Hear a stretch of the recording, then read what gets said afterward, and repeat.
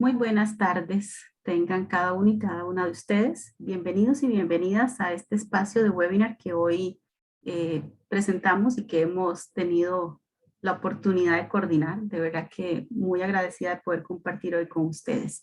Mi nombre es Lindsay Tencio, yo coordino el Centro Integral de Resolución de Conflictos que pertenece al Colegio de Profesionales en Psicología acá en Costa Rica.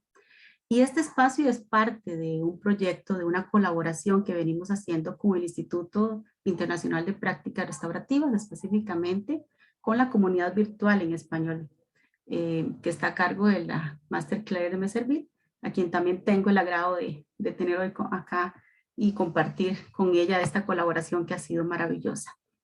El día de hoy, bueno, vamos a tener este espacio con un invitado de lujo, definitivamente. Yo creo que no podemos omitir decir eso. Es un privilegio tener hoy a Paulo con nosotros. En un momento voy a presentarlo como se debe. Por ahorita voy a dar algunos detalles importantes de la logística del espacio, ¿verdad? De la oportunidad que tenemos hoy de compartir cómo vamos a administrarlo. Este es un espacio de seminario web. Ustedes tienen varias opciones, varios iconos en su pantalla. En uno que es doble burbuja, ustedes pueden dejarnos ahí sus preguntas y vamos a estarles contestando a través de esa opción. ¿Por qué a través de esa opción? Bueno, nos gusta siempre recordar que a través de esa opción podemos no perder las preguntas que ustedes necesitan hacer. Entonces, por favor, preguntas, podemos hacerlas a esta doble burbuja de preguntas y respuestas para poder atenderlas como se debe. Pero también nos gustaría que a través del chat normal, que el que ya hemos visto en otras reuniones de Zoom, puedan dejarnos su nombre, nos pueda decir de dónde nos acompaña, ¿verdad? A veces tenemos personas que nos visitan a través de estos espacios desde otros países, ya sea Latinoamérica o fuera de, y para nosotros es importante saber quiénes están del otro lado escuchándonos. Después de ahí hay varias opciones como levantar la mano que vamos a estar utilizando nosotros en un momento para una opción especial que tenemos. Entonces, antes de presentar a Paulo, yo quisiera compartirles pantalla un breve momento, nada más para hacer un espacio acá de comunidad. Ustedes saben que cuando trabajamos en temas de práctica restaurativa somos una comunidad. Y bueno, Paulo, nosotros queremos, antes de presentarte y que darte la palabra, desearte feliz cumpleaños. Quiero contarles que Paulo está hoy de cumpleaños, entonces, bueno, lo vamos a celebrar con este webinar. Entonces, Paulo recibe nuestras felicitaciones, de verdad reconocerte ese compromiso que tenés, ese trabajo admirable que venís haciendo. Y bueno, cerramos tu cumpleaños nosotros acá honradas de tu presencia y de compartir ese hermoso aprendizaje que nos traes.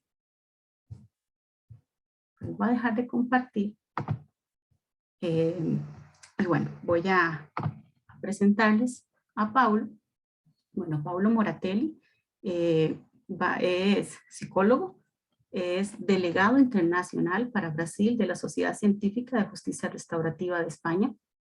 También es miembro de la Junta Asesora Global de Justicia Restaurativa Internacional de Estados Unidos. Es miembro del Cuerpo de Instructores del Foro Europeo de Justicia Restaurativa. Director ejecutivo de Conozco y Diálogos Transformativos, instructor independiente de Círculos de Construcción de Paz, Círculos Pacificadores, certificado por Kay Pranis desde el 2012, de Diálogos y Círculos Transformadores, método de su autoría, y que operan en todo el país y en el exterior, por ejemplo, Australia, Argentina, Bolivia, Canadá, Colombia, Costa Rica, Ecuador, España, Inglaterra, México y Singapur. Además, Paulo es capacitado en comunicación no violenta, en conferencias también brinda bastantes conferencias restaurativas, reuniones restaurativas, juntas restaurativas y mediación víctima-ofensor. Paulo está formado en mediación civil, mediación familiar, narrativa, penal, penitenciaria y transformativa, además de otros métodos de resolución de conflictos y autocomposición. Este es un breve resumen del colega profesional que tenemos hoy con nosotros y que de verdad, lo repito, honradísimos de estar con vos acá, Paulo. Entonces, te damos la bienvenida, te cedo la palabra para escucharte con el tema que hoy nos traes, que es la psicología de las prácticas, el respeto, la empatía y alteridad. Adelante, Paulo. Hola, muchas gracias. Muchas gracias por la invitación, Claire, Lindsay. Gracias por las felicitaciones por mi cumple. También otras personas están a felicitarme aquí en el chat. Gracias a todos, todas. Es con mucho gusto estoy a compartir nuevamente este espacio con ustedes. Hemos hablado, creo que tal vez mayo, no sé, no me recuerdo. Y ha sido un espacio muy interesante. Y de verdad, a cada vez más me parece muy importante, muy interesante hablar de la conexión entre la psicología y las prácticas restaurativas. Y precisamente por ahí empezamos una conversación más profundizada, yo y Claire. Yo estoy tengo que hacer los combinados con Claire porque no estoy escribiendo lo que necesito escribir para poder hablar un poco más de eso. Y sabes que Claire me ha hecho una pregunta cuando empezamos a escribir un otro artículo que es una pregunta más o menos como que para mí era lo más importante de ser psicólogo y manejar las prácticas restaurativas, cuando esto había sido más importante, algo así. Y de verdad, esta pregunta de Claire me ha hecho reflexionar muchísimo y ha percibido que nunca ha dejado de ser psicólogo, además de trabajar como un facilitador. Sí, siempre decía que soy psicólogo, pero no estoy psicólogo en este momento, pero de verdad sí, todo se procesa, todo se maneja en mi cabeza como un psicólogo. No es posible dejar de pensar como un psicólogo. Dejo de actuar, de decir las cosas que un psicólogo diría, etcétera, pero está todo se procesando como un psicólogo. Entonces, que quiero compartir con ustedes es mucho de eso, una perspectiva de cómo un psicólogo comprende estas prácticas. Para mí, en principio deberíamos comprender que estas prácticas, sean círculos, juntas, conferencias, que sean los diálogos, etcétera, mediación víctima-ofensor, no importa, todos son grupos. Y nosotros psicólogos sabemos que en grupos tenemos fenómenos que están siempre a se pasar en estos grupos. Entonces, lo mismo se pasa en los círculos, conferencias, juntas, etcétera. Es un poco de eso que quiero hablar con ustedes desde una perspectiva de un psicólogo facilitador. Y, y siempre me ha gustado manejar mi trabajo como psicólogo a través de los grupos. Y desde 2010 creo que tal vez ahora algo como unos 1000 círculos yo he hecho. Creo que más 95% de los procesos que tengo trabajado son procesos más complejos de delitos más graves como violaciones, violencia de género, homicidios, niños y adolescentes en albergues, justicia juvenil, etc. Entonces, que quiero compartir con ustedes es una perspectiva desde la práctica que tengo percibido en esta práctica. Yo quiero hacer una pequeña contextualización porque yo creo que muchas personas no han estado con nosotros en la primera charla que hicimos. Entonces, de una manera muy sencilla, una pequeña contextualización. Estamos hablando de prácticas restaurativas que tiene todo que ver, obviamente, con las prácticas, con la justicia restaurativa. En esta idea de justicia, una idea de una justicia fundada en valores y principios y que busca la transformación de las personas, sus relaciones, comunidades, instituciones, leyes, gobiernos, etc. Esta es la perspectiva de Vanessa Strong, es mi perspectiva de la justicia restaurativa. Y cuando hablamos de valores, es muy común que proyectos, programas, servicios de justicia restaurativa tengan elegido un rol de valores, ¿sí? Y eso es interesante, yo voy a hablar de eso en un rato. Y en estos valores muchas veces vemos cosas como respeto, empatía, alteridad, amorosidad, honestidad, sinceridad, compasión, confianza, comprensión, humildad, etc. Entonces, es un poco de eso que quiero hablar hoy, de estos valores, especialmente estos tres: respeto, empatía, alteridad. Yo he elegido estos tres porque para mí se ponemos en práctica estos valores en nuestras relaciones, podemos utilizar estas prácticas restaurativas, esta idea, esta filosofía de justicia restaurativa como una vacuna y un antídoto a la violencia.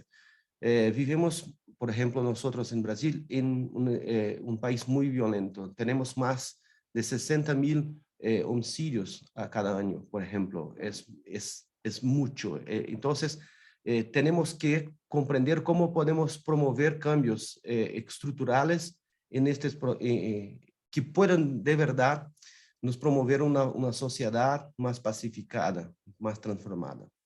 Entonces, la idea a mí es que debemos manejar la práctica restaurativa a través de una perspectiva que Mark van der Venen, de Canadá, nos propone, que es la práctica restaurativa es una forma de pensar y ser, que está enfocada en crear espacios seguros para conversaciones reales, que profundicen las relaciones y construyan comunidades más conectadas. Entonces, en esta definición de práctica restaurativa, no hablamos de leyes, de sistema de justicia, nada. Hablamos de relacionamientos, ¿sí? De relaciones, de personas que están listas y que desean platicar de una verdad, de una manera genuina, de una conversación real, para construir comunidades más conectadas, como usted decía, Lindsay.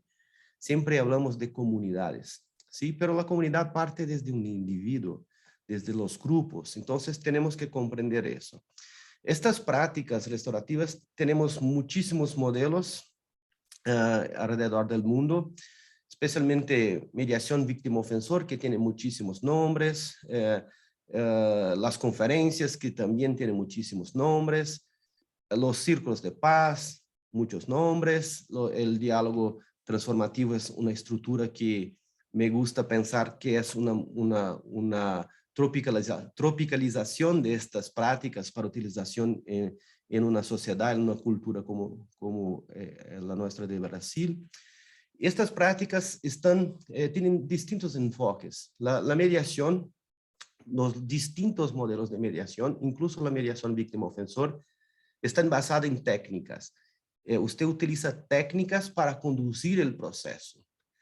Las conferencias, las juntas en México, reuniones restaurativas, etcétera, están enfocadas en la estructura de un guión que está estructurado para conducir la conversación.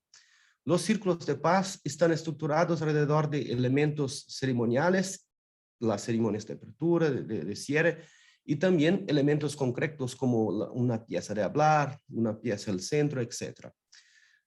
La idea de los diálogos transformativos es que está todo enfocado en las emociones, en las relaciones, a través de un diálogo semiestructurado, que me gusta llamar de un diálogo circular. Entonces, ¿qué buscamos? Esto trabajamos en nuestra primera conversación. Si quieren, después creo que está disponible para que ustedes puedan asistir, si quieren. La idea es buscar un bienestar emocional, ¿sí? Y en la idea de Sylvan Tompkins, aumentar nuestros afectos positivos, reducir la experiencia de los afectos negativos. Y para eso podemos, a través de estas prácticas, construir comunidad, compartiendo, expresando emociones negativas y positivas para reducir las negativas y aumentar las positivas. Entonces, necesitamos fomentar la expresión de las emociones para construir comunidad. Esa es la idea central, por ejemplo, de los diálogos transformativos. Porque desde ahí promovemos una resonancia afectiva y una resonancia cognitiva, que nos permite la resonancia afectiva trabajar, manejar como un grupo, y la resonancia cognitiva, la toma de decisiones, la construcción de acuerdos, convenios, etc. Entonces, esta es la idea, promover la expresión de las emociones. Entonces, las emociones son centrales en este proceso. Podríamos hablar muchísimo de eso, no tendremos tiempo, pero es importante comprender que la emoción es una expresión universal, es biológica, pero tiene que ver con tu historia personal, ¿sí? Cómo usted va a vivenciar una emoción es personal. Disculpe, la expresión de la emoción es biológica, pero ¿qué te provoca las emociones? Tiene que ver con tu historia. Por ejemplo, el tema de viajar, de volar de avión, por ejemplo. A una persona es la mejor cosa que le podría pasar, otra tiene un poco de miedo y otra tiene un terror profundo de viajar de avión. Entonces tiene que ver con tu historia. El avión nada tiene que ver con eso. Sí, tu historia en conexión con este avión, con el tema de viajar, de volar, etc. Entonces, las expresiones de las emociones son lo mismo para todos. Tenemos emociones muy específicas que están en todos nosotros, como felicidad, miedo, sorpresa, tristeza, aversión, enojo, etcétera, etcétera, pero que nos provoca la expresión de una emoción de tristeza, felicidad, etcétera, puede cambiar para cada persona. Entonces, pero es necesario construir un espacio donde se puede expresar estas emociones. Muchas personas creen que no sería tan positivo expresar las emociones negativas en un encuentro como ese. Y no es verdad, porque precisamente este espacio es un espacio seguro para expresar estas emociones y desde ahí resignificar estas emociones, transformar esas emociones en algo más positivo a nosotros. Muy bien, entonces la idea en mi idea sería que deberíamos promover una inteligencia emocional, pero para mí inteligencia emocional sería saber relacionar con uno mismo, con los demás, con respeto, con empatía y alteridad. Debemos, estos tres valores serían centrales para podermos construir una relación en que la inteligencia emocional pueda de verdad estar presente. Muy bien, entonces esto es, manejamos con más detalles en la primera conversación. Solamente quería recordar un poco para crear una contextualización. Entonces empezaremos a hablar del tema de hoy. Los tres, respeto, empatía, alteridad, ¿son valores o son necesidades? Son valores y necesidades. En verdad, valores y necesidades son, en mi percepción, lo mismo, pero, por ejemplo, la comunicación no violenta te hablará de necesidades. Necesitamos respeto, necesitamos empatía, necesitamos alteridad, etc. Si usted maneja desde el punto de la justicia restaurativa, usted dirá que tenemos valores como respeto, empatía, alteridad. Es lo mismo. Entonces, yo los llamo de valores universalmente necesarios. Así tenemos necesidad y valores todos juntos y cada cual estaría satisfecho. Muy bien. Antes de hablar de respeto, empatía, alteridad, quiero hablar un poco de valores. ¿Por qué ese es un tema central en la justicia restaurativa? Cuando hablamos de respeto, empatía, alteridad, estamos hablando de valores y necesidades fundamentales de que todo ser humano, todos los grupos y colectivos necesitan. Mucha gente habla de la importancia de los valores restaurativos, entre comillas, o los valores de la justicia restaurativa, y hacen su trabajo a partir de una lista específica de valores predefinidos en sus prácticas restaurativas. Entonces, por ejemplo, yo conozco proyectos en que van a manejar en escuelas con adolescentes y llevan a ellos una lista, un rol listo de valores. Miren, estos son los valores: respeto, empatía, etcétera, etcétera. Ok, valores muy importantes, pero eso es un error, porque no podemos predefinir los valores en una conversación restaurativa. Está bien crear una lista de valores que sirvan como valores para un proyecto, programa o servicio de justicia restaurativa, pero esta lista de valores es solamente eso, es una representación de este proyecto, de este programa, de este servicio, para identificarnos con este proyecto, etc. En las prácticas restaurativas no deberíamos partir de una lista predefinida, sino que por el contrario deberíamos llevar al grupo participante a reflexionar y juntos en este encuentro definir los valores representativos de ese grupo en particular. Entonces siempre tendríamos una lista que es muy parecida, pero es distinta. En mi opinión, La práctica restaurativa más atenta y la que mejor inserta valores en su proceso son los círculos de construcción de paz de Canadá, los Peacemaking Circles. En mi método, los diálogos transformativos, yo mantengo este trabajo con valores, ya que creo que es fundamental para la construcción de un grupo de trabajo que comience a actuar de una manera integrada en la búsqueda de una solución a problemas, conflictos, delitos. Yo quiero reflexionar con ustedes sobre lo que pasa cuando hablamos de valores, ¿ok?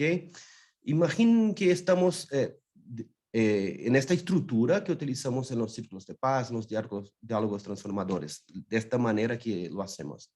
Entonces, imaginen que estamos explorando niveles cada vez más profundos, o capas o estratos de la importancia y el significado individual y colectivo de esos valores. No olviden por un segundo que todas las prácticas restaurativas se llevan a cabo en grupos, procesos colectivos, como hablábamos antes. Ustedes saben que, como les enseña Pichon Rivière, cada grupo, para lograr sus objetivos, trabaja simultáneamente en dos distintas tareas. Una de las tareas es la tarea que el grupo se propone resolver. Es decir, la meta, ¿por qué este grupo fue formado? ¿Por qué estamos aquí? ¿Qué estamos a discutir? ¿Qué tenemos que descubrir juntos? ¿Qué tenemos que construir? Pero al mismo tiempo, para existir, para ser un grupo competente, eficiente, todos los grupos tienen una otra tarea, que es la tarea de la constitución del propio grupo. Entonces, construimos juntos una idea de grupalidad. Entonces, es decir que una de las tareas pertenece al grupo sobre un tema, un proyecto, un proceso, un problema, un conflicto, un proceso legal, un delito, etc. Y la otra tarea es para el grupo sobre el propio grupo, la tarea de su propia constitución. Esto no es simplemente estamos en una sala y somos un grupo. Tenemos que invertir tiempo, energía, trabajo para construir un grupo. No tendremos tiempo hoy, y no es nuestro objetivo en este encuentro, trabajar los demás contenidos que se incluyen en este trabajo, los diálogos transformativos, que ayudan a este grupo en la consecución de estas dos tareas. La tarea de la solución de un problema, por ejemplo, y la tarea de la constitución del grupo. Hoy nos vamos a centrar únicamente en la importancia de los valores como la tarea del grupo sobre su propia constitución.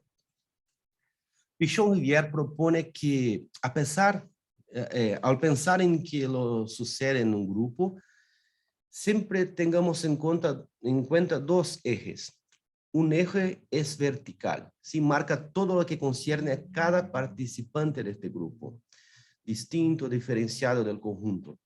Entonces, por ejemplo, su historia, sus procesos psíquicos internos, sus emociones, sus sentimientos, sus valores, etc. Y un otro eje es un eje horizontal que se refiere al grupo como todo, en su totalidad. Entonces, los valores, empezamos a hablar de los valores a un nivel individual de cada participante. En este proceso, se convierte en una lista colectiva que pertenece a todos y a cada cual al mismo tiempo. Entonces, de esta forma, se convierte en una red de seguridad para el difícil diálogo que se pasará después, cuando empecemos a hablar de los problemas, conflictos, los daños sufridos, cometidos, etc. Entonces, con los valores construimos una red de protección para esta conversación. Es precisamente donde empezamos a construir de verdad un espacio seguro, afectivamente, emocionalmente seguro para la conversación. ¿Cómo sucede esto durante el procedimiento? Como dije, capa por capa, desde lo individual hasta lo colectivo. Cada paso es un nivel simbólico más profundo de significado para estos valores.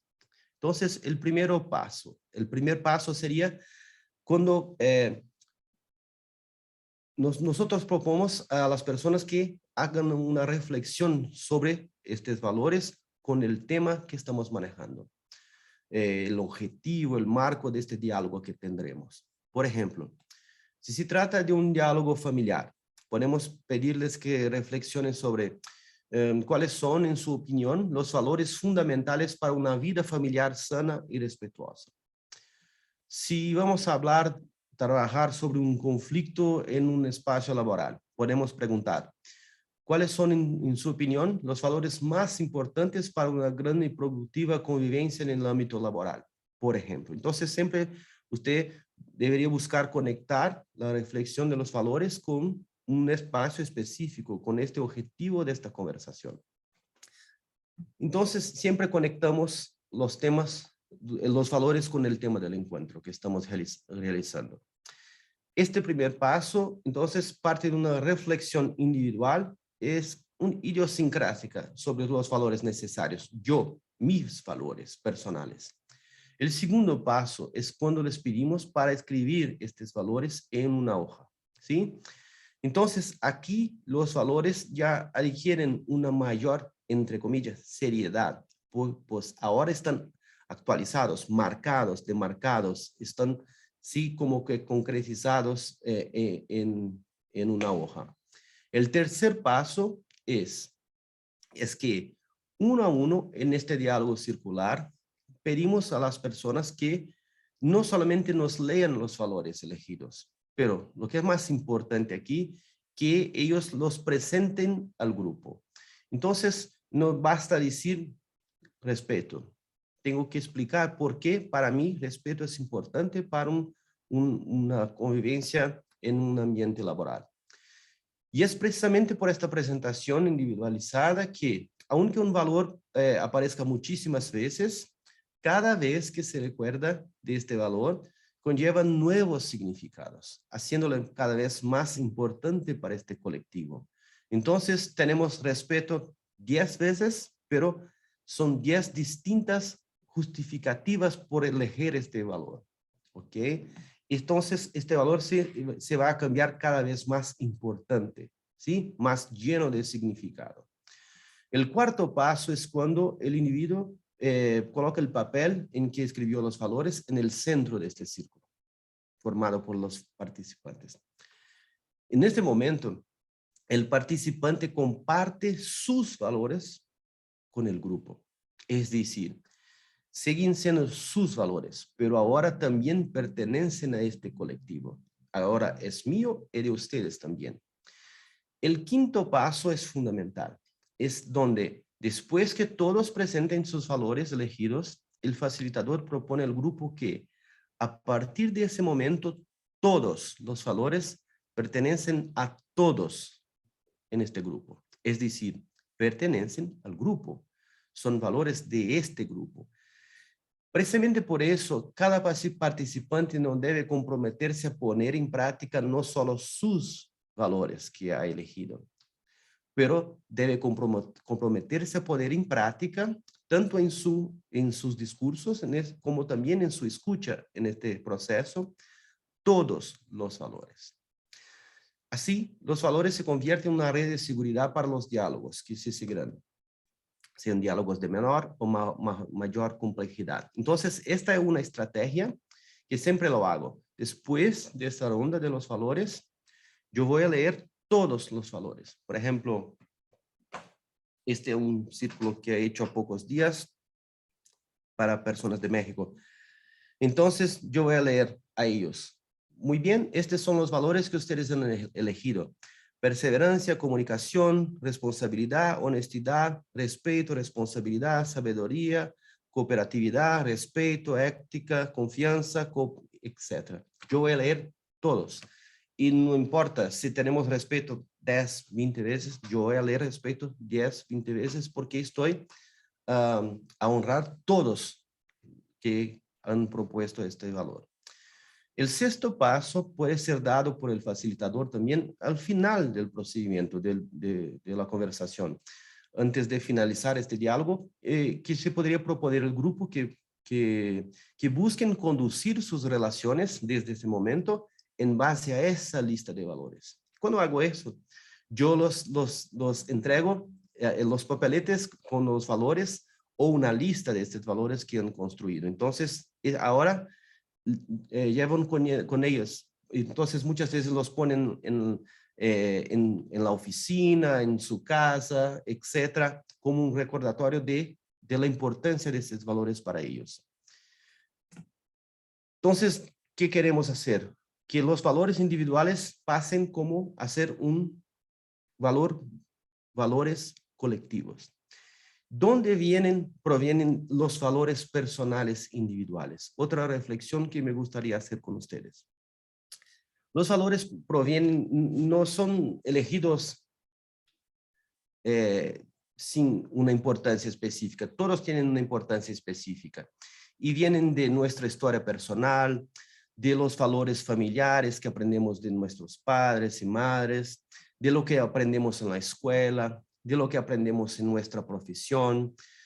Aprendemos valores de todas las personas con las que convivimos, en la religión que practicamos, los deportes que practicamos, las artes que admiramos, desde nuestra sociedad, desde nuestra cultura. Entonces, cuando presento mis valores, estoy a presentar a mí mismo. Estoy a presentarme en un nivel muy profundo. Los valores son algo muy profundo.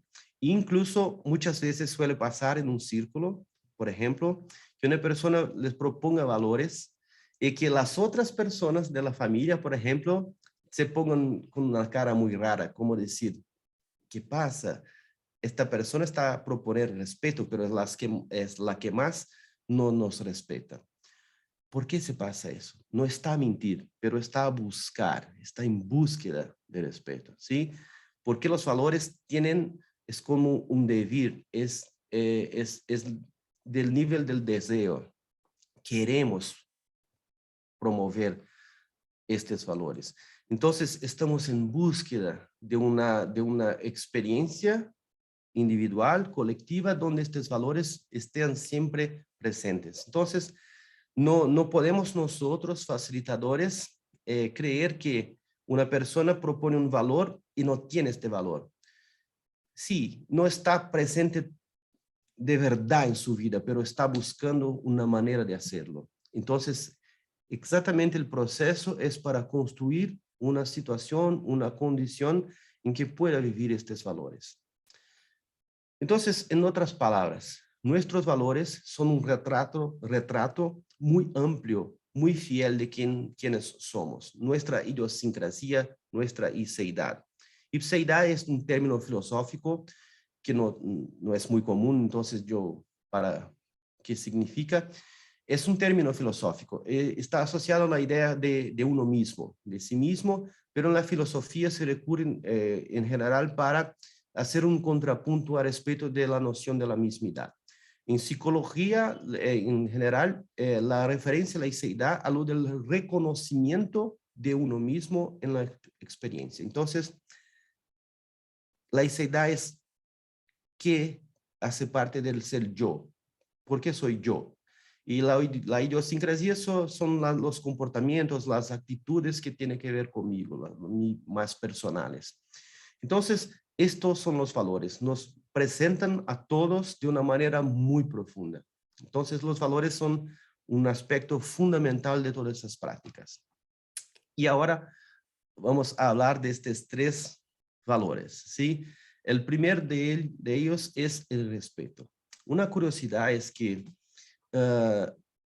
nunca me ha pasado ni una única vez en un círculo que el respeto no ha sido el valor más apuntado por todos. Siempre se ha pasado eso. ¿Por qué? Ustedes se han preguntado de eso. Ustedes, por supuesto, han identificado eso, quien maneja estas conversaciones. ¿Pero por qué? En mi percepción es porque el respeto es la base de todos los demás valores. ¿Qué es la empatía sino el respeto por los sentimientos de los demás? ¿Qué es la honestidad? Por ejemplo, es que no el respeto por la verdad ante los demás. ¿Qué es la humildad sino el respeto por la sabiduría de los otros? ¿Qué es la alteridad que no sea el respeto de la historia de los demás? ¿Qué es la sinceridad que no sea el respeto de hablar la verdad? Entonces, Si ustedes pueden hacer este ejercicio y mirar a cada valor y tentar perceber si eso es verdad. El respeto siempre estará involucrado en cada valor. Precisamente por eso, por ejemplo, muchas veces las personas suelen presentar respeto con un complemento. Respeto a los sentimientos, respeto a la opinión del otro, etcétera, que hacen un complemento que se podría presentar por otro valor que podría significar esto. Por ejemplo, si digo, sí, para mí es muy importante respetar los sentimientos de los demás. Esto es simpatía, ¿sí? Entonces, pero no los vamos a corregir, no queremos, no es una clase sobre valores, es un espacio para hablar y constituir una grupalidad. Y los valores están ahí como para nos conectar.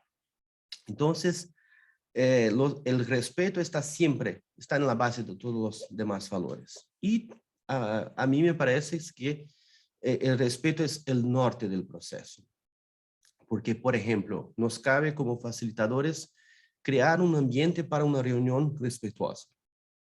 La invitación, las bienvenidas, el espacio físico, la conducción de la conversación, etc.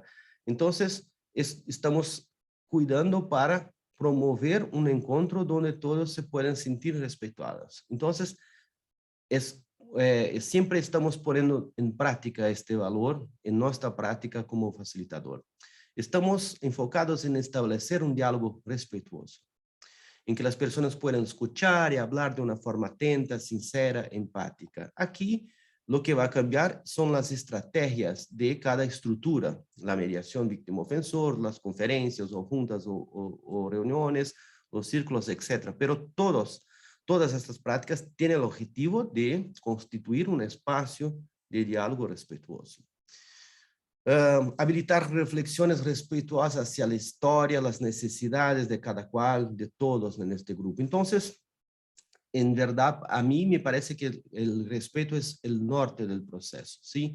Es como una brújula, lo que buscamos es que todo se dé en una manera respetuosa por todos. Entonces, para mí, yo creo que es lo más sencillo explicar, es la idea de por qué respeto es tan importante, porque está involucrado en todos los procesos. Y precisamente la propia idea de justicia restaurativa es la idea de respetar la historia personal, de respetar la constitución de la grupalidad, de las colectividades de la comunidad. Respetar la idea de que cada cual tiene una verdad. No es tema de hoy, pero la verdad es un tema muy interesante. Para mí es uno de los principios filosóficos más importantes para mí de los diálogos transformativos, es la idea de aletheia. Aletheia es una palabra griega que significa como que desvelar, descubrir la verdad. No es una verdad que está lista, que una persona te va a decir qué es la verdad, pero es una verdad que vamos a descubrir juntos. Entonces, para mí, esta verdad es que va a producir consensos.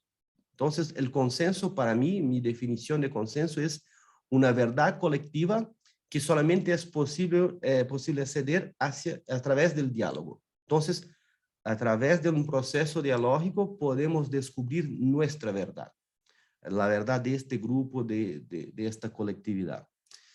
Muy bien, entonces no tenemos tanto tiempo, nos movemos a la empatía.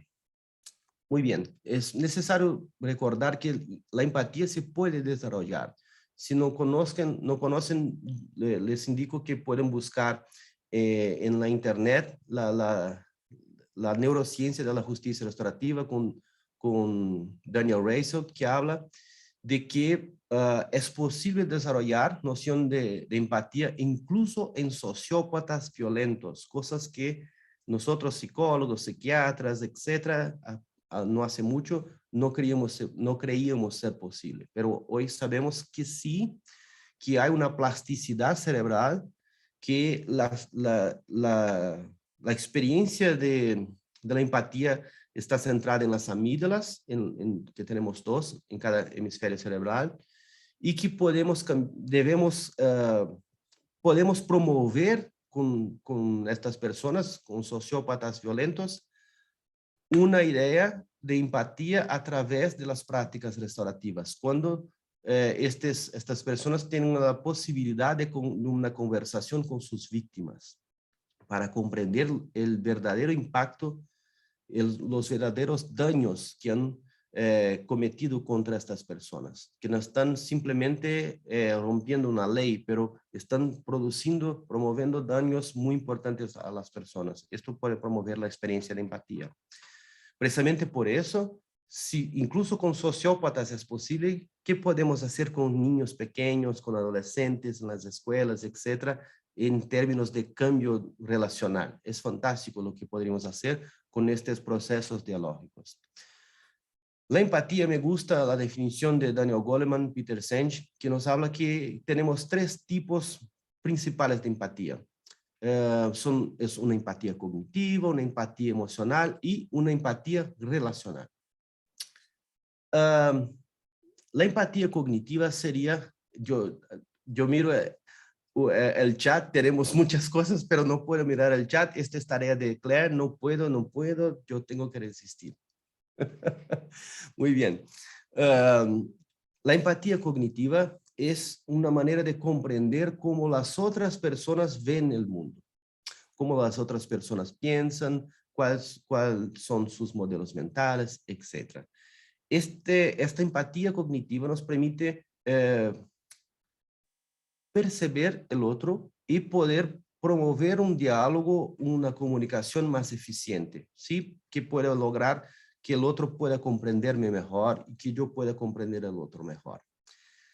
La segunda idea de empatía es una empatía emocional. Es como que una conexión mente a mente, cerebro a cerebro, ¿sí?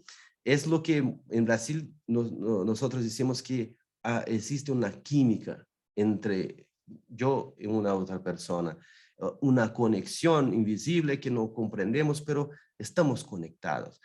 Esto es lo que la mayoría de las personas creen que es empatía. Esta es una manera, un tipo de empatía. Es una empatía que muchas veces sentimos lo que este otro está a sentir y nos conectamos de una manera más profunda.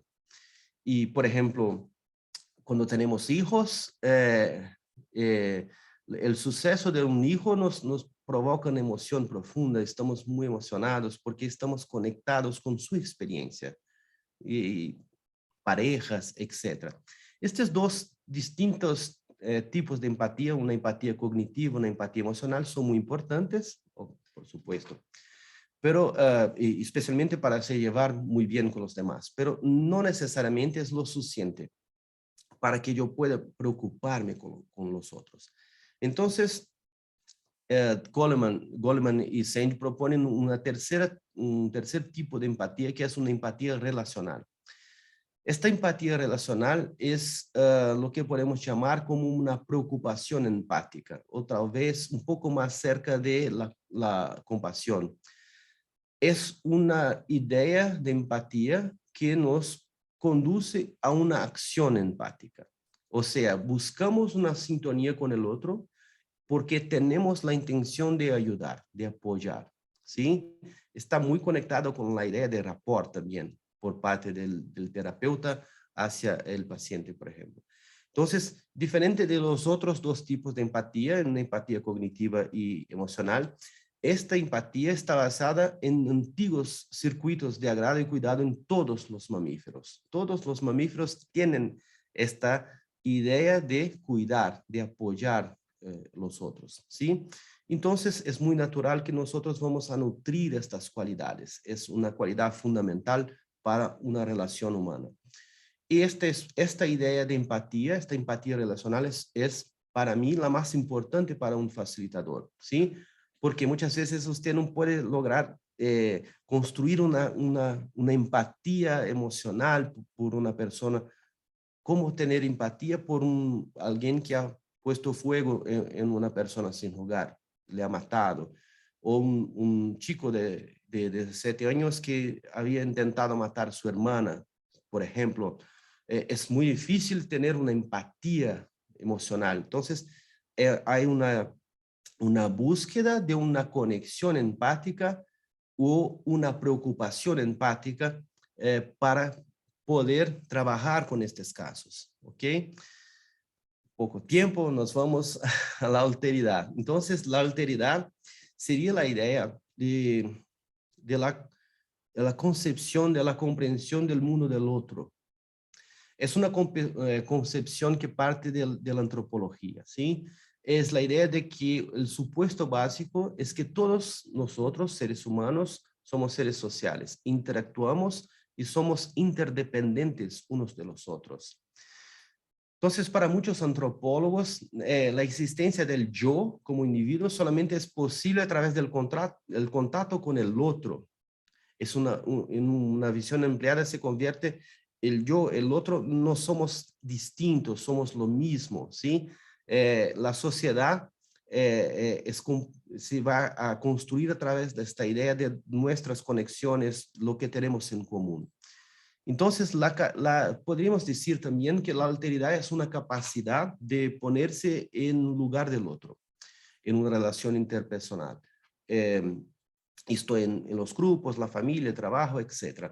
Es la idea de que debemos tener consideración, debemos dialogar, buscar comprender las ideas del otro, etc. Pero alteridad no significa que deba haber un acuerdo, sí, aceptar lo que el otro piensa, pero debemos respetar, ¿sí? La alteridad es la idea del respeto por la historia del otro, ¿sí? Entonces, esto, a mí, yo incluyo la alteridad como uno de los 3 valores más importantes, porque para mí este es el objetivo fundamental.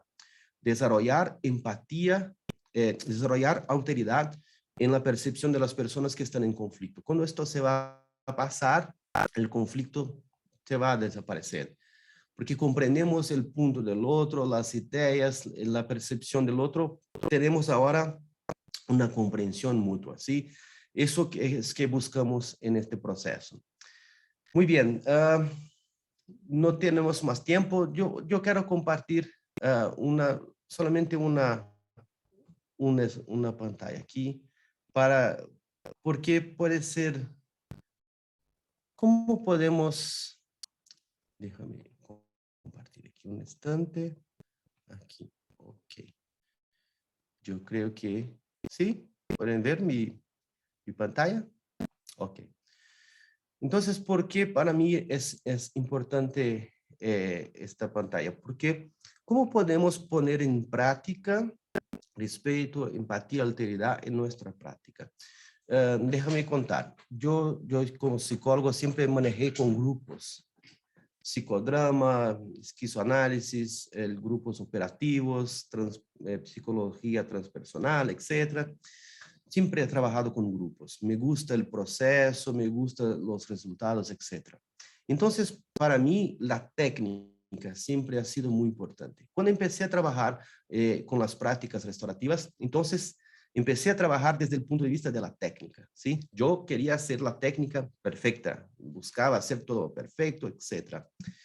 Y me he dado cuenta, conduciendo procesos con otras personas, con facilitadores, otros facilitadores, que la mayoría de ellos no tenía mucha técnica, que conducían su práctica basados simplemente en la empatía. Yo percibía que había problemas con eso, sí. Por ejemplo, se construyó una relación que no era la más adecuada para las personas. ¿Por qué? Porque buscamos promover autonomía. Entonces, yo construyo una relación en que yo soy una persona muy importante para esta persona, puede buscarme para tomar decisiones de cosas específicas, etcétera, y no estamos logrando la autonomía que buscamos.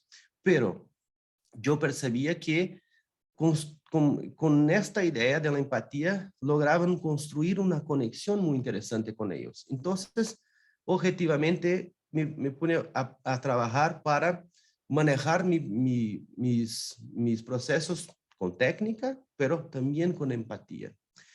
En 2012, yo manejé un caso que ha sido un caso muy importante para mí, en que 4 adolescentes habían matado a quemado un indigente, una persona sin hogar. Y cuando empecé a manejar con los 2 chicos menores con 14 años, que eran los diabitos, diablos, que como les llamaban los otros, no lograba construir una empatía por ellos. Estaba muy difícil para mí manejar con ellos. Yo no lograba tener una satisfacción de manejar este caso. ¿Cómo esto ha cambiado? Cuando yo empecé a conocer la historia de uno de estos adolescentes y descubrí que su madre utilizaba crack, otras drogas, y se prostituía en su casa en la presencia de este chico. Que su padre era un agresor de su madre, estaba siempre utilizando muy alcoholizado, etcétera, tenía una presencia muy negativa también. Que estaba muy pobre, no tenían lo mínimo necesario todo. Pero en una conversación creaba muchos problemas en la escuela y un día tuve que ir a una consejera que tenemos en Brasil. Y ha ido con su tía, porque su madre no tenía condiciones de acompañarle. En esta conversación, esto está registrado en el proceso legal, la consejera pregunta a su tía, ¿este chico siempre ha sido así, tan difícil de manejar? Y la tía le contó, ¿pero usted no sabe la historia de este chico? No, no sé, pero te conto. Y este chico está ahí, con 13 años, escuchando eso. Y esta tía le dice, mira, es que su padre es una persona muy violenta, muy compleja, y ha violado a una mujer en el barrio. Y para vengarse de su padre, 4 hombres han violado a su madre y de esta violación él ha nacido. Entonces, esta es su historia. ¿Y qué pasa? Que este chico con 13 años así toma conocimiento de su historia. Y nada ha sido hecho por ella. Una psicoterapia, nada. Pocos meses después, este chico mata quemado una persona. Esto no justifica, pero explica. Entonces, cuando escucho esta historia, cuando tomo conocimiento de esto, yo pongo a hablar conmigo mismo y pregunto a mí, ¿cómo sería yo, Paulo Moratelli, si habría crecido en esta familia, con esta madre, con este padre, con esta historia, etcétera, etcétera? Y pregunto a mí mismo, ¿yo sería capaz de hacer algo tan terrible? Y la única respuesta verdadera, genuina que yo podría decir es, sí, yo podría hacer cosas muy terribles si tengo esta historia. Entonces, eso es alteridad. No pude manejar este caso con empatía por ellos, pero sí con alteridad. A esta idea de alteridad me gusta llamar de amorosidad, porque creo que es un poco más allá de que alteridad. Es una idea de una alteridad con afecto, con un respeto más profundo. Entonces, a mí me parece que cuando hablamos de técnica, estamos hablando de respeto. O sea, yo voy a prepararme de la mejor manera posible para trabajar con ustedes. Empatía, ahí está, y alteridad está en la amorosidad. Por eso estos 3 valores son tan importantes para mí. Y obviamente debemos mantener una presencia plena y consciente en este espacio, que es la idea en portugués, no sé si tiene este verbo en español, que es de presentificarse, estar presente.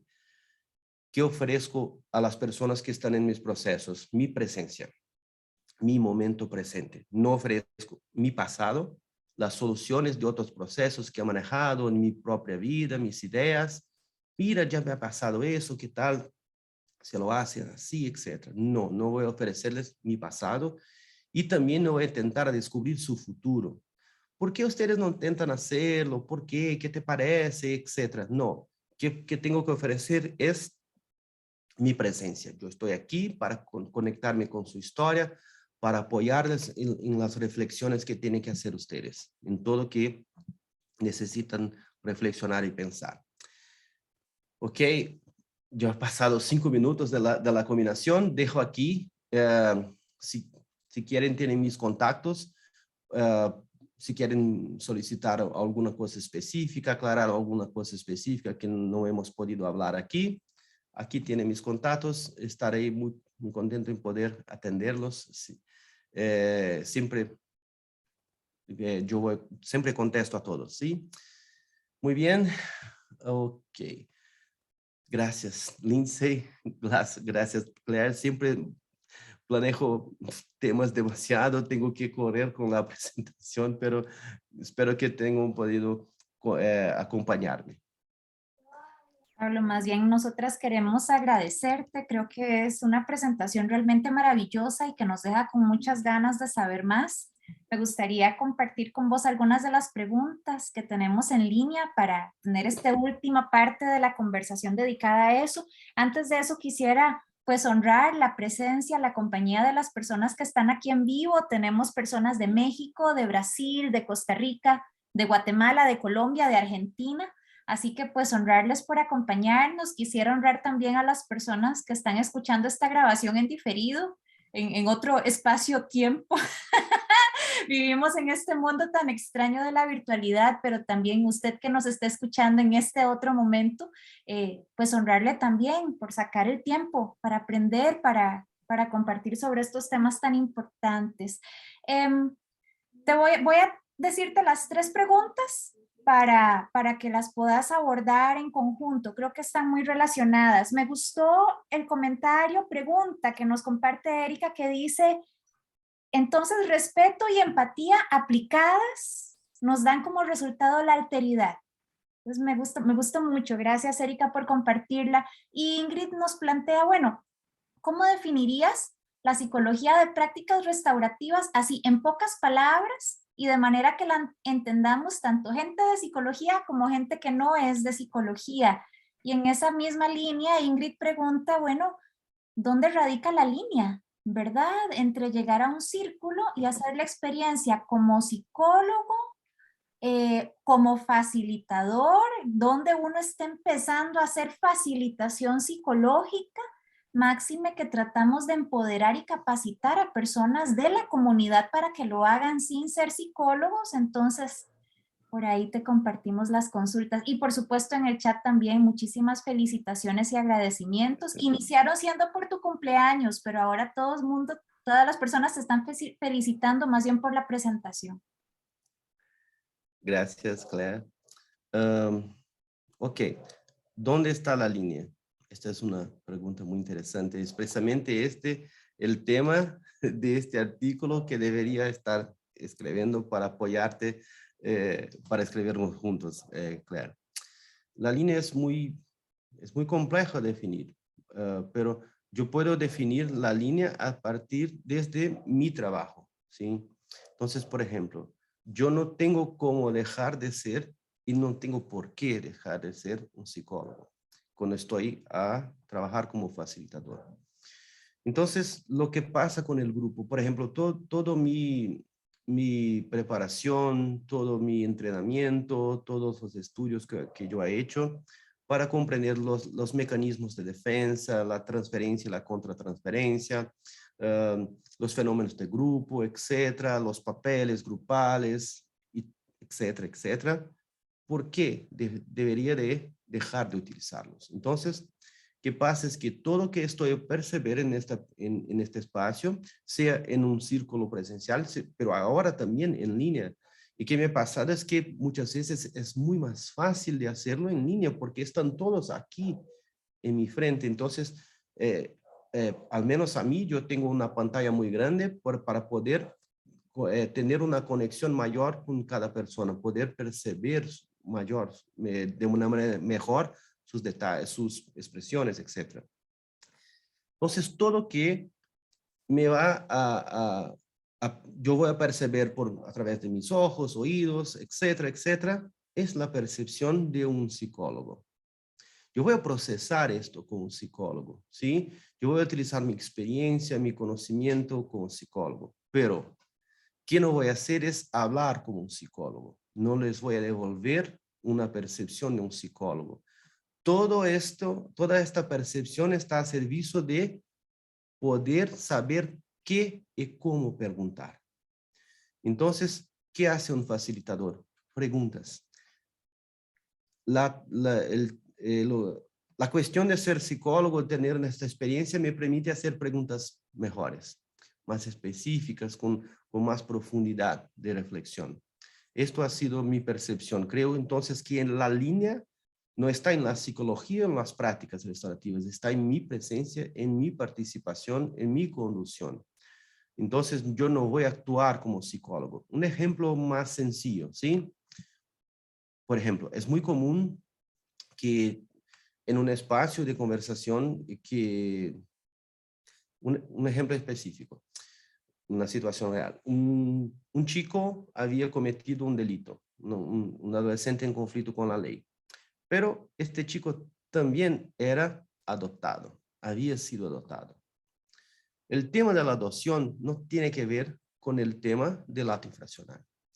Estamos en esta conversación con el chico que ha cometido el delito y su familia, la víctima de este delito y la otra familia, ¿sí? Estamos ahí para platicar de este hecho, de este delito.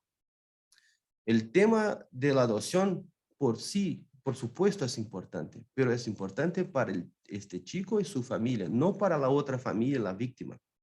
¿Ok? Entonces, estaría muy mal si yo le pregunto en esta conversación con las dos familias, en este círculo víctima-ofensor, de su adopción. No tiene que ver. Claro, podría tener específicamente que ver, ok, vale, pero no era el caso. Entonces, aquí tenemos una idea muy específica. Por ejemplo, si estamos conduciendo este círculo y en una ronda de conversación, el chico nos dice, pero yo fui adoptado, o su madre dice, ¿qué no hago como facilitador? Háblenos un poco más de esta adopción. ¿Cómo ha sido para ti descubrir que es adoptado, etcétera? Esto no es papel de un facilitador en un proceso como ese, ¿sí? Si fuera un proceso terapéutico, por ejemplo, con esta familia, sí, ahí sí está muy adecuado preguntarles de eso. ¿Cómo esto ha impactado su vida? ¿Qué? Etcétera, etcétera. Entonces, esta es una línea. No vamos a explorar más de que esta persona nos presenta. Por ejemplo, una persona estaba en un círculo y nos cuenta que su madre se ha morido a poco tiempo. Yo no le pregunto, ¿quiere hablar de eso un poco más? ¿Cómo te sientes por su madre no estar más contigo, etcétera? Simplemente en la próxima ronda le ofrezco una otra oportunidad. Como facilitador, como psicólogo, yo podría explorar eso. ¿Cómo te sientes ahora? ¿Qué quieres hablar de eso? ¿Qué impacto ha tenido en ti? Etcétera. Como facilitador, ¿qué hago yo? Cuando vuelve a mí la palabra, pregunto a ellos, muy bien, ¿quieren decir algo más de que han dicho en esta ronda? ¿Quieren explorar un poco más los temas que han platicado ahora? Le doy una oportunidad, si quiere, para hablar de eso, pero no le pregunto específicamente. Ahí está la línea, ¿sí? Esta es la diferencia entre un proceso terapéutico y un proceso que tiene efectos terapéuticos, ¿sí? Las prácticas restaurativas suelen alcanzar resultados terapéuticos porque las personas salen de allí mejor de que antes, pero no es terapia, no es un objetivo de explorar con profundidad la historia personal de este grupo, etc. Yo creo que de una manera más sencilla ahí está la línea. Y la definición de la psicología de las prácticas restaurativas en pocas palabras, muy bien. Si la logramos, Claire, nuestro artículo está listo. Yo creo que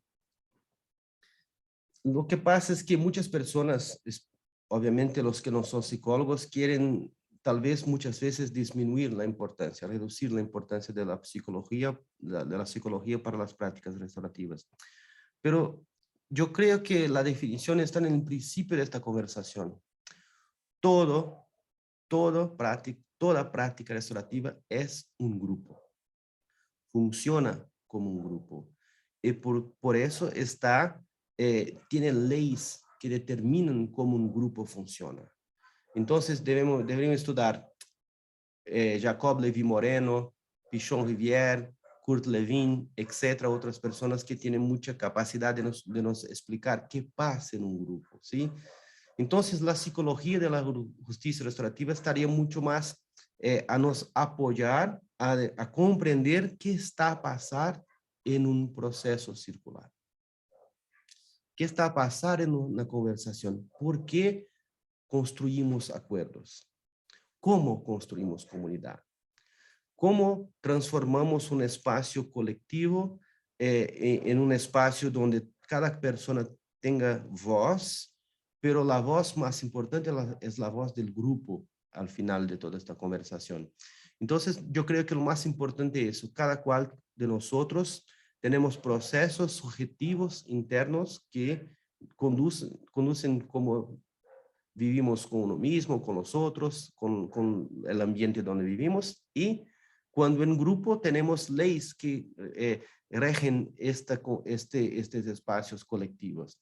Yo creo que ahí estaría, no tengo una definición específica, disculpen, pero no sé si es necesaria una definición específica, porque tal vez esto generaría tal vez más conflictos y no es el objetivo. Cuando estamos pensando yo y Claire sobre la psicología de las prácticas restaurativas, no estamos pensando en definir y decir es eso, no es eso, no, es ver qué espacio tenemos, tienen las ideas de la psicología dentro de la justicia restaurativa, qué espacio tiene la justicia restaurativa dentro de las prácticas de la psicología. Hay una conexión muy profunda ahí y eso sí me parece muy importante. Muchas gracias, Pablo. Y qué mejor alternativa a una definición que surgir con más y mejores preguntas, ¿verdad? Eso me encanta. Bien, vamos llegando al fin de nuestro tiempo, entonces yo quería pues nuevamente agradecerte, siempre aprendemos muchísimo, recordarle a las personas que nos acompañan que estos webinars los mantenemos como un espacio para seguir aprendiendo, seguir compartiendo, seguir tejiendo comunidad. De parte del IRP, para las personas que hablen inglés y que les interese, vamos a estar teniendo una conferencia en el mes de enero. Les pongo el sitio web que es iirp.edu, barrita inclinada 2022, por si quieren más información sobre esta actividad. Tendremos un video en diferido que Pablo ha compartido con nosotros como uno de los contenidos a demanda y paneles que tendrán interpretación simultánea al español, al portugués y al francés, pero el evento y los intercambios dentro del evento serán en inglés. Fuera de eso, también recordarles que mañana estaremos compartiendo la grabación de esta sesión, tanto a sus correos electrónicos como en nuestras redes sociales. Pueden seguirnos en redes sociales en IIRP Comunidad Virtual en Español, en Facebook, Instagram, Twitter y YouTube, y también en la página de Facebook del Centro Integral de Resolución de Conflictos CIREC, que es una rama del Colegio de Profesionales en Psicología de Costa Rica. También les pasaremos, ¿verdad? Con permiso de Pablo, los datos de contacto que nos ha compartido en la lámina final. Y bueno, seguir tejiendo comunidad. Espero que estén muy bien. Muchas gracias a todas y todos y que tengan muy buenas noches. Gracias, Pablo. Gracias, Claire. Buenas noches. Gracias a ustedes nuevamente y tal vez tenemos ahora que hacer la inversa, hacer un evento aquí en portugués para que ustedes puedan compartir un poco de sus conocimientos con nosotros. ¿Qué les parece? ¿Sí? Vamos a pensar, planear eso, ¿sí? Nosotras siempre estamos encantadas de nuevos proyectos, ¿verdad, Lindsay? ¿Qué problema? Sí, qué problema. Siempre decimos que sí. Muy bien. Sí, eso. Perfecto. Buenas Gracias, noches Pablo. a todos, todas. Gracias. Un abrazo muy grande desde Brasil. Bye, bye.